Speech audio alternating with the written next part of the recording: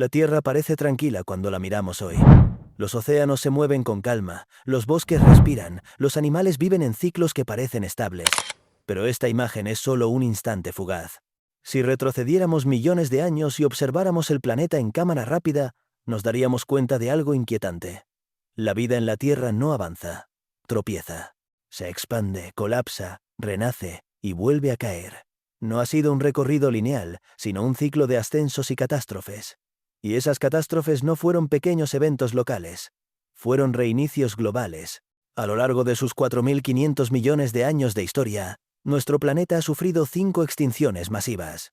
No pequeños ajustes, no simples pérdidas. Colapsos planetarios en los que más del 70% de la vida desapareció en un abrir y cerrar de ojos. Al menos en términos geológicos. Y si hay algo aún más escalofriante es lo que muchos científicos afirman hoy. La sexta extinción ya empezó. Y esta vez nosotros somos la causa. Pero antes de entender lo que se aproxima, tenemos que mirar atrás. Porque la Tierra ya vivió su fin, una y otra vez. Las extinciones masivas son como apagar y reiniciar una computadora gigantesca. El sistema colapsa, la pantalla queda en negro, y cuando vuelve a encenderse, el mundo ya no es el mismo. Grupos dominantes desaparecen, otros emergen de entre los restos, y la vida reconstruye el sistema entero desde cero. La evolución no es una escalera, es una línea interrumpida por precipicios. Para comprenderlo, debemos viajar al primero de esos precipicios, el que ocurrió hace 444 millones de años, cuando la Tierra era un planeta dominado por océanos. El evento que conocemos como la extinción del Ordovícico. En aquella época la vida estaba prácticamente confinada al mar. Arrecifes de coral primitivos, trilobites, braquiópodos y un ejército de invertebrados poblaban las aguas. En tierra firme solo existían musgos, líquenes y alguna planta minúscula que apenas podía considerarse pionera. Desde fuera, la Tierra era un planeta azul sin bosques, sin animales terrestres y sin aves. Pero bajo el agua, era un paraíso vibrante. Sin embargo, un cambio aparentemente simple lo arruinó todo. Un enfriamiento global repentino. Las masas terrestres se reorganizaron y terminaron acumulándose cerca del Polo Sur.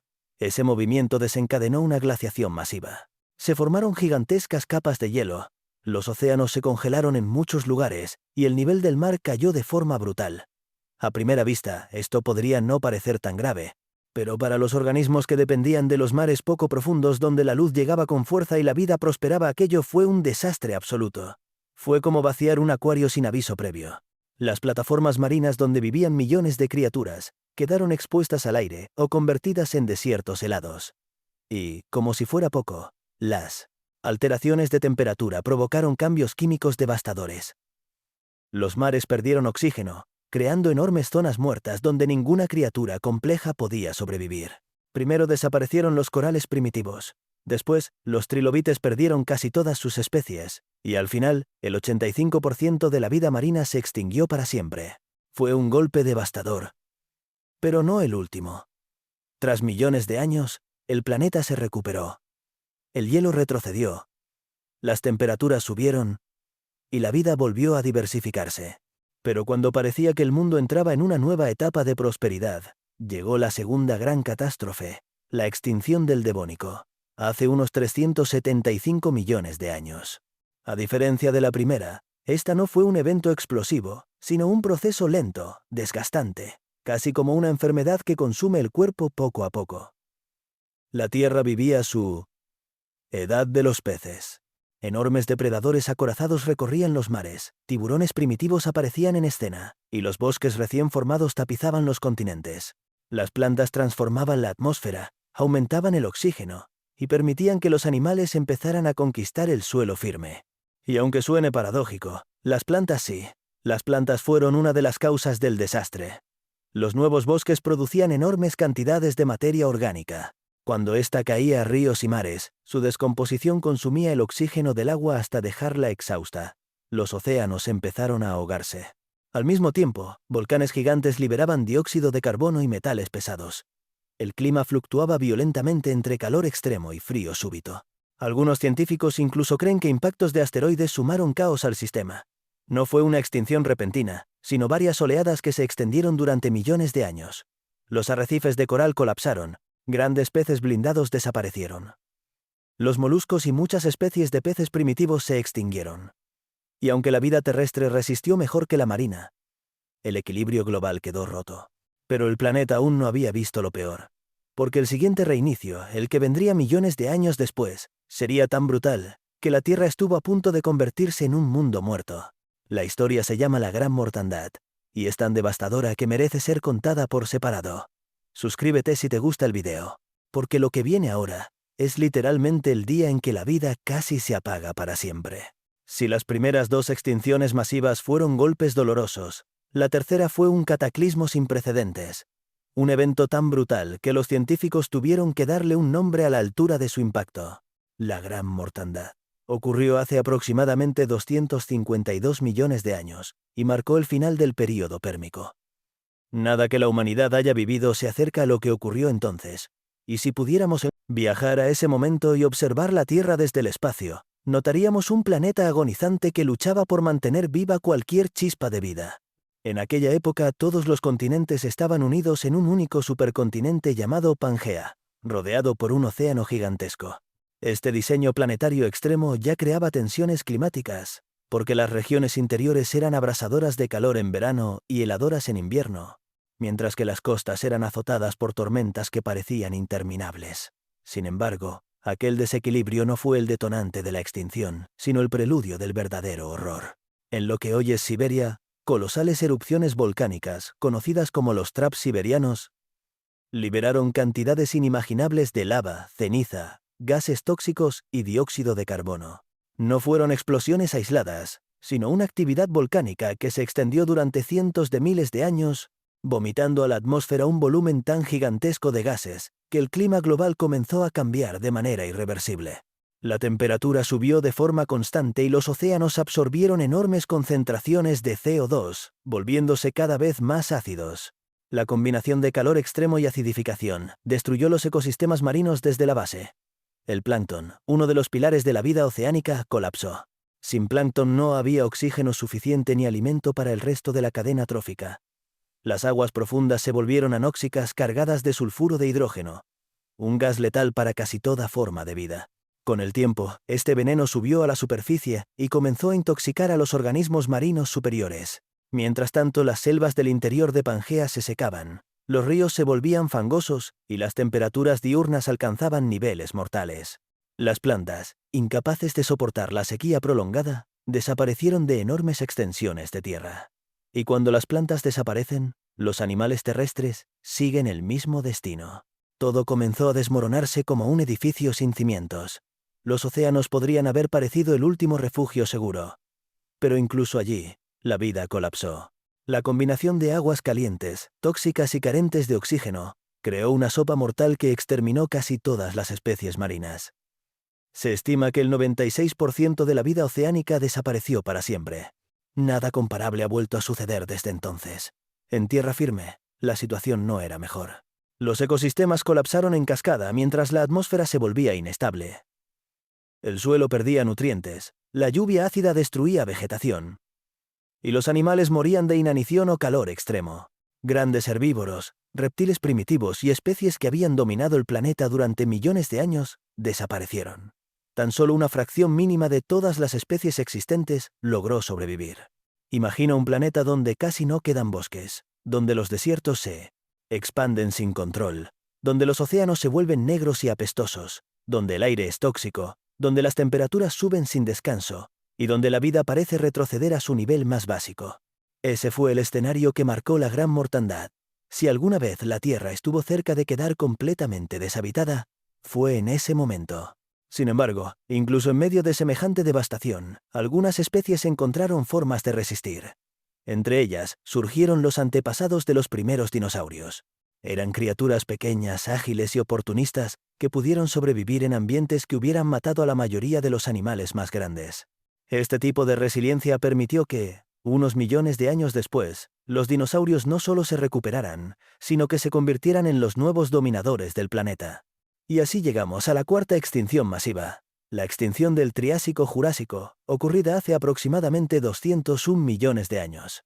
El planeta apenas comenzaba a recuperarse de la Gran Mortandad cuando un nuevo periodo de actividad volcánica masiva se desencadenó, esta vez asociado con la ruptura inicial de Pangea.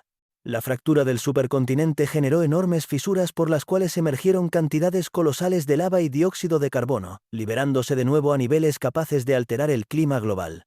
El dióxido de carbono se acumuló en la atmósfera, provocando un efecto invernadero que elevó las temperaturas de manera sostenida. Los océanos volvieron a acidificarse. El nivel del mar subió, y muchas especies que habían logrado recuperarse tras la extinción previa, fueron empujadas nuevamente al borde del abismo. Aunque este evento no fue tan devastador como la Gran Mortandad, eliminó aproximadamente el 75% de las especies existentes. El verdadero impacto de esta extinción es que abrió el camino para los dinosaurios. Sus competidores anfibios gigantes, reptiles primitivos y otros grupos dominantes desaparecieron casi por completo.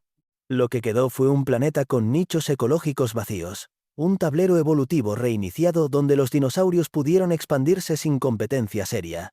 En relativamente poco tiempo, se convirtieron en los gobernantes absolutos de la Tierra durante más de 130 millones de años.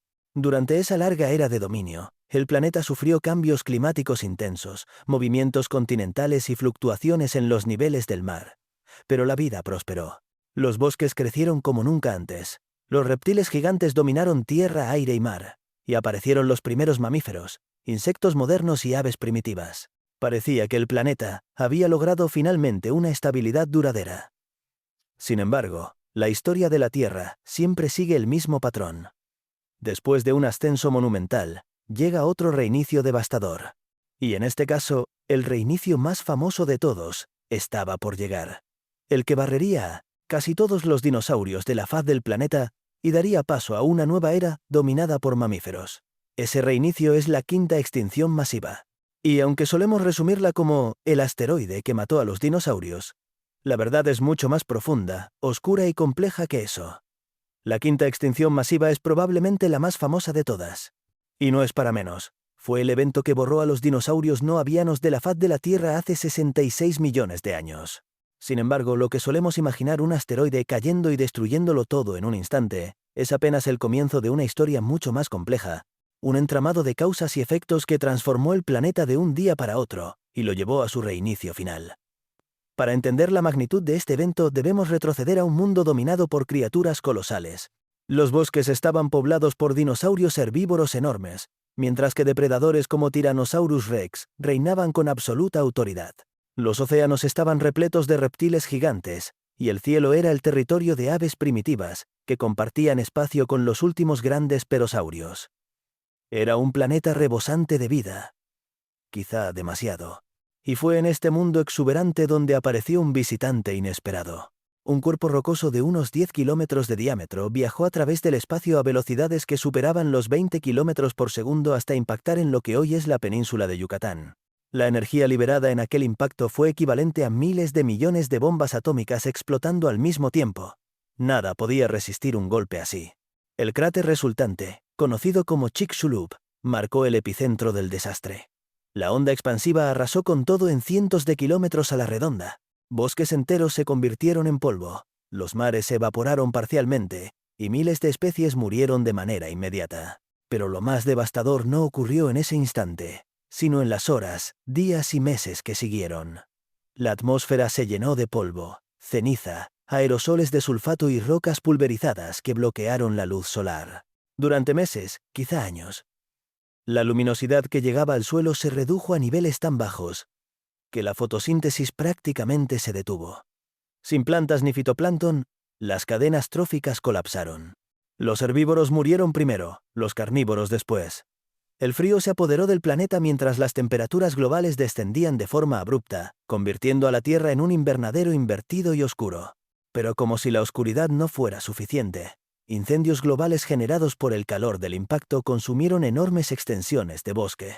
Y para completar el desastre, surgieron tsunamis gigantescos que barrieron continentes enteros, mientras que la actividad volcánica en la India, particularmente los traps del Deccan, continuaba liberando gases tóxicos que añadieron aún más estrés al clima global. Fue una combinación de destrucción inmediata y deterioro sostenido. Y aunque muchas especies perecieron, algunas lograron sobrevivir en nichos pequeños y aislados.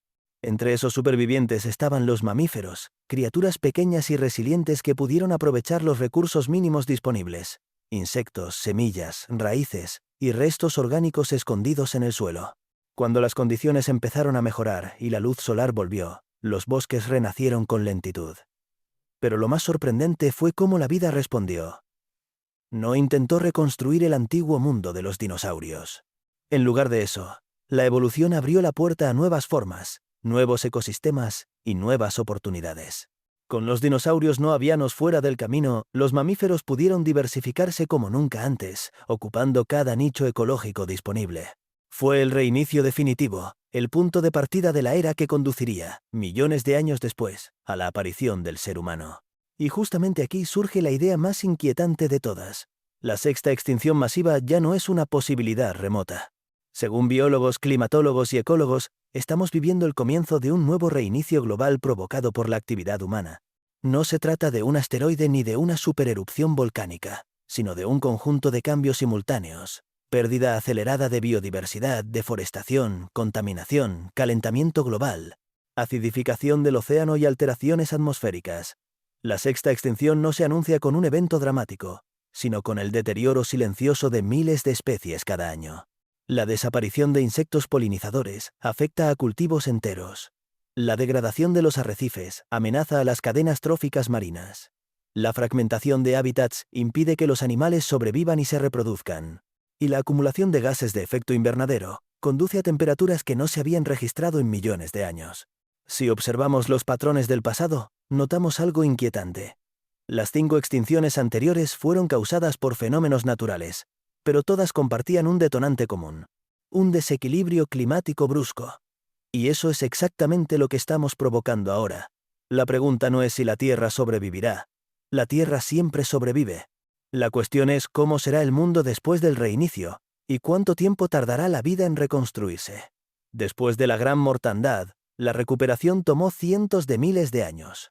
Tras la extinción de los dinosaurios, se necesitaron millones de años para que los ecosistemas volvieran a alcanzar su complejidad total. Si la sexta extinción avanza al ritmo actual, el planeta podría entrar en su ciclo de reinicio más rápido desde la aparición de los seres humanos. Y aunque no desaparezcamos de inmediato, las condiciones podrían volverse mucho más difíciles para nosotros que para muchas otras especies. La vida siempre encuentra una forma de continuar, pero no necesariamente incluye a todos. Sin embargo, todavía existe una posibilidad de frenar este proceso. La diferencia entre esta extinción y todas las anteriores es que conocemos sus causas y tenemos los medios para mitigarlas. La clave está en decidir si actuamos o si dejamos que el reinicio avance hasta llegar al punto de no retorno. La historia de la Tierra es una secuencia de colapsos y renacimientos. Somos testigos de un nuevo capítulo, y quizás tenemos en nuestras manos la oportunidad de evitar un final más abrupto. Pero si no lo hacemos, la naturaleza tomará el control y reiniciará el sistema como lo ha hecho siempre. Y si ese día llega, no será un reinicio suave, será uno de los peores. Suscríbete si te gustó el video.